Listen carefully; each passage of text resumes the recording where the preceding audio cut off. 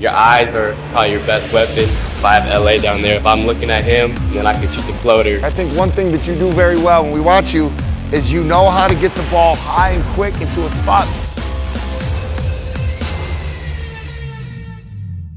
What I feel that Derrick does very well is, yes, he's good at going and finding guys, looking for Bryn or looking for DeMar, or if LA's running, whatever that may be. But the other thing he does really well is he puts a lot of pressure on the nail. We all know what the nail is now, right? Where's the nail? Middle of the free throw line. So what you'll see Derrick do a very good job is you have to pay attention to him because he's driving as hard as he can here. And yes, the other guys are running. Bryn's spotting up, DeMar's spotting up, whatever else may be coming in, Lonnie, whoever. But you still have to respect Derrick here, right? And what happens sometimes, you guys, my Spurs fans, what happens? Sometimes they worry so much about Bryn as the shooter or whatever it may be, Derrick gets a chance to either shoot here or attack here. Would you agree with that? What shot? Who watches a lot of Spurs games? Awesome. Tell me a couple shots you see Derrick get a lot in these situations. Big man in back. Floater down the middle. He gets in here, he gets to this floater here, right? Excellent. What else do we see him get a lot of here? Tim? Drive or a lot of pull-up jump shots at the nail, right? Typically you'd say pull-ups and floaters are your two, right? Here's where I want you to chime in, Derrick. What's making your decision for you? I know we all know it's the defense, right? But what's making you decide, hey, I'm going to go into this, my guys aren't open, I'm going to pull up, or I'm going to try to get a little deeper and I'm going to try to get that shot off? Yeah, I mean, we got a lot of shooters, so a lot of times they're going to stay attached to the shooters. So if I get here in the middle, I'm able to see everything, and usually there's a big down there, so that usually depends. If the big's way back, I'll try to get to the floater. If I go all the way in, then the big's going to block my shot or whatever it might be.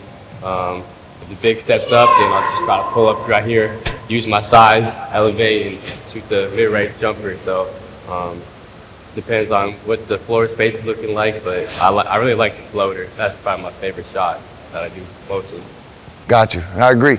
So you read that there's a floater. I think one thing that you do very well when we watch you is you know how to get the ball high and quick into a spot, because these bigs, yes, they're sitting back, but they don't just let you shoot the ball. They go and they still try to fight and contest.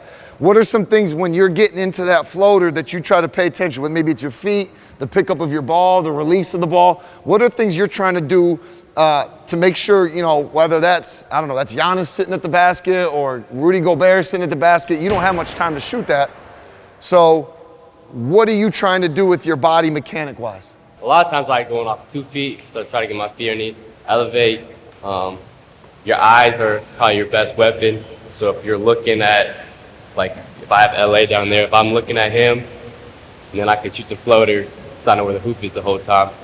They won't be able to step up as quick, and I can get it off easier. So using your eyes to look off where you're going to go, and just get your feet underneath you, and then try to get it high, shoot it high. Good, good. And that kind of reminds me of what we talked about earlier this morning about basketball is the same thing over and over again, different situations, right? Remember when we were doing the attacking and we talked about selling one way if that guy's bigger, faster, or stronger, and so that we can open up a window here. What he's saying is that big sees him, right, and wants to take that away from him, but if he looks off to LA, the big has to stay home, doesn't he? Otherwise, that's what? A lob to LA, isn't it? So he uses his eyes to keep him home and float. Does that make sense?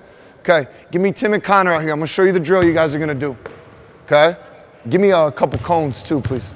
If you watch any of the games with Derrick, it's never just a smooth, straight line, straight to the nail. He's always gotta weave between somebody and get somewhere. So we're gonna make a quick change, and then we're gonna let you make a decision, okay? Listen to me, and some of you heard me say this before. Decision making is a skill in basketball. No different than your jump shot is a skill. Does that make sense? So sometimes we got to get reps making decisions, okay? So when they come off this change, we're going to go hard to the nail, not slow down, and you're going to either make the decision to shoot or you're going to make a little move or look off and get to your floater. Go, fast. Good. Good, Tim. Good, Tim. That's good. Let's make sure it's a floater, though, okay? Here we go. Good, Connor. Nice pull up. Good jump shot. There we go. One more. Here we go. Quick. Good, Tim. Nice shot. All right, does everybody see that?